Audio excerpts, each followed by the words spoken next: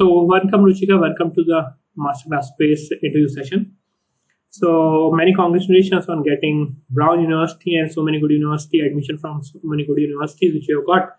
And finally you are committing yourself to Brown, which is wonderful news. I'm so happy. So in your own words, just so wish to know a bit about yourself as your short introduction, please. Yeah, sure. Hi, my name is Ruchika. I'm from Mumbai and I study at the Dhirubhai Ambani International School. Just got done with my exams. And as you heard, I am going to be committing to Brown University, which is an Ivy League in Providence, Rhode Island. I love writing and I love dancing. I'm a writer and I'm also a social entrepreneur. So yeah, that's me. So many things together, Ruchika. How do you manage all these things? Even I don't know. Good. Good. So let's first talk about academics, then I talk a bit about other things. Want to know, I mean, these 2 years generally, last 2 years of school, they are generally, I mean, how do they go? They pass, the students do not even get to know because, they are busy with a lot of things. So how your journey has been so far, stressful or, exciting? How did you feel in these 2 years?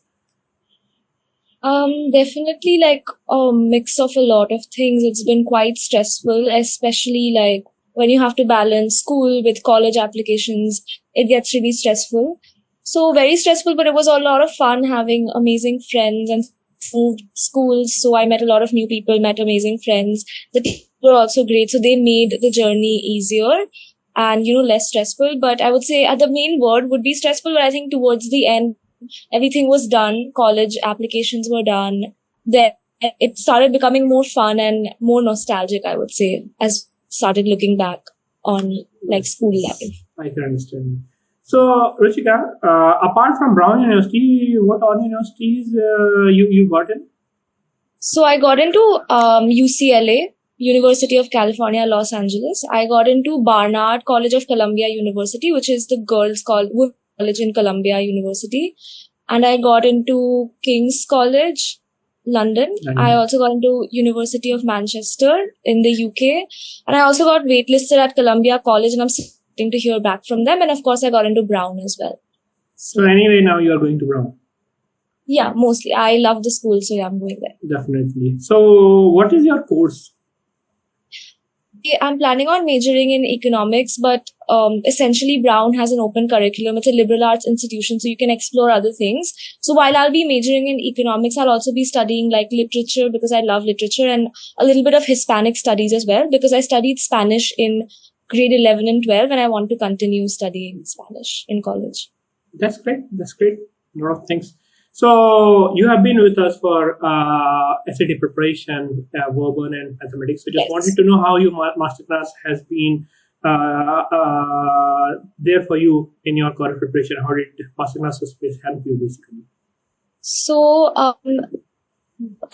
basically the main problem I was facing with the SATs was like, with error analysis and stuff, because I was self-prepping before that. So I think working with the instructors, especially for English, I was really able to improve my score in English and, sort of understand how to answer questions, there's like, what's the pattern? Because usually the SAT at the end of the day, if you practice enough, they ask the same kinds of questions. So once you understand that pattern, it becomes easy. So to understand that pattern, I had live discussion, tutor, analyzed all my mistakes and also the answers which I got correct to understand the right approach. So I think to get the right approach, Masterclass really helped me. And I needed my SAT score for my US applications, especially like for competitive applications like the Ivy Leagues. The SAT is really important for international. So yeah, that way it helped me a lot. So finally, what was your score? 1550. Oh, that's great. Good. So what would you recommend? I just, apart from SAT score, you need to prepare your profile also, essays and other stuff. So what would you recommend to, as you have already gone into Ivy League, what would you recommend to someone who is aspiring Ivy League? How should they prepare their application and profile? I would say that, first of all, like you should definitely start working really early on, 9th grade onwards. So 9th grade is when high school starts in American terms. So you should definitely be involved in your interests and you should try to explore what you like. And I think what's really important is not doing something just because it'll look good on your resume or your college application, but doing something that you're really passionate about, because then it will build a good story for you. And yeah, I think that once you dedicate yourself towards causes you're passionate about, whether they're social causes or hobbies, I think your profile just builds itself over the years and you won't even realize it. But I think all in all, you should just stay dedicated over the years, balance your grades along with your ECs. But at the same time, the good thing about the US is that you don't have to have like the top of the top grades. You don't have to be at the top of the class. You just need to be good enough, and along with that, balance your curriculums. Good. So apart from 15 SAT score, what all things you have put in your profile? I mean, the extracurricular activity, as you have mentioned that you have been a writer also and social entrepreneur. So can you please tell a bit about these extracurricular, what you have done in these? Yeah, definitely. So I have been, like I said, you should always take up things you're passionate about. So I have been writing since I was, I think, like 10. That's when I discovered my love for poetry. So I just continued with.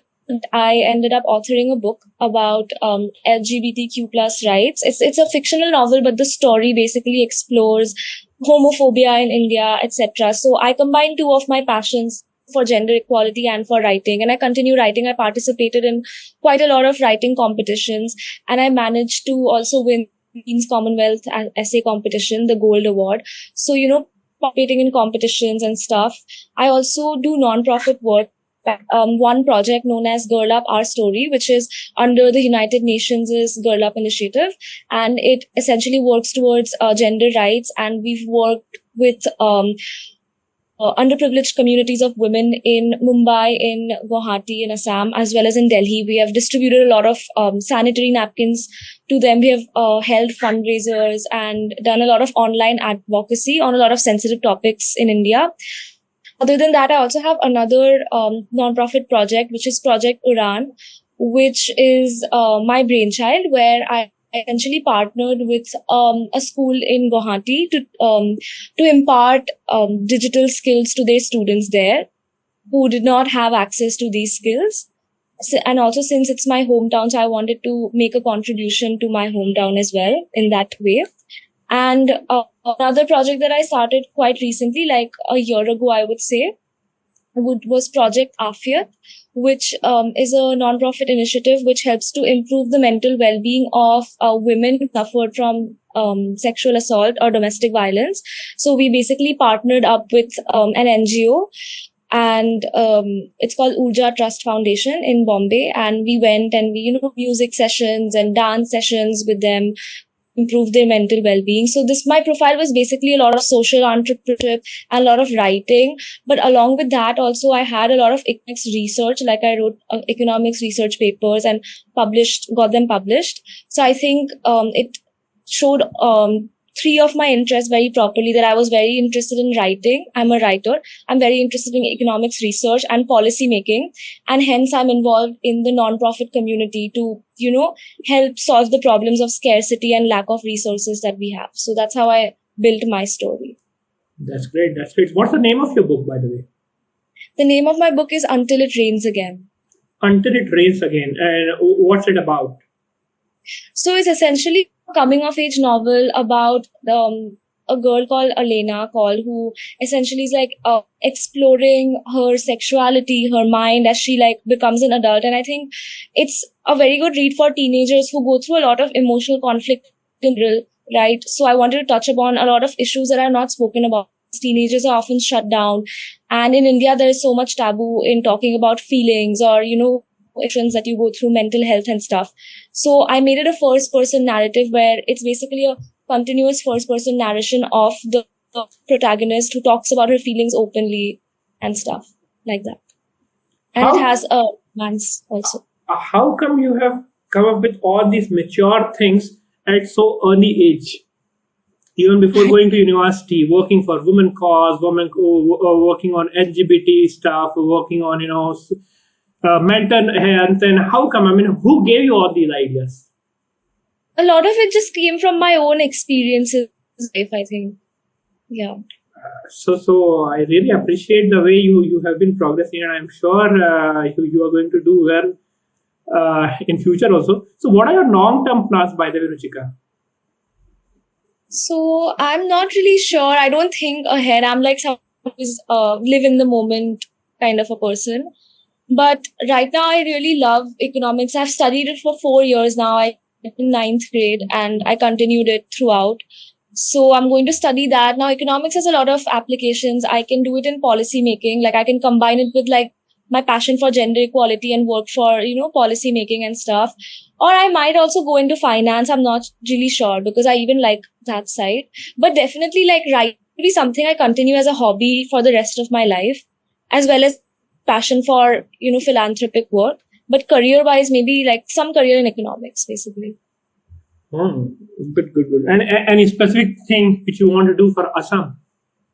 You are very passionate about working for Guwahati, as you told. That's my hometown, so I'm working. Yeah. And so, what work would you like to continue even after going to university or maybe graduating from university? So I have definitely been involved in the education sector, as I said, in my hometown. So since I have been blessed and to, gain access to really high quality education to a different city, developed city in India. So I think whatever I would like to pass it on to children who don't have access, to these resources, and in a non-profitable manner. So good, so happy to hear so many good stuff. Seems like God has given you 40 to 48 hours instead of 24 hours in a day, that you are able to manage so many things. Wonderful. I'm really happy that you, at this age, you are able to do so many things. And, of course, whatever seeds you have sown, fruits are, now you are reaping the fruits. You are going to the best university, one of the best universities in the world. Once again, congratulations. So many congratulations to your whole family, parents also. I believe they must be very happy. So be in touch. If you need any help from our side, we would be very happy to help you in any way possible. So thank you for your time, Ruchika. God bless you. Thank you. It was great chatting with you again. Have a good day. You too. Bye-bye.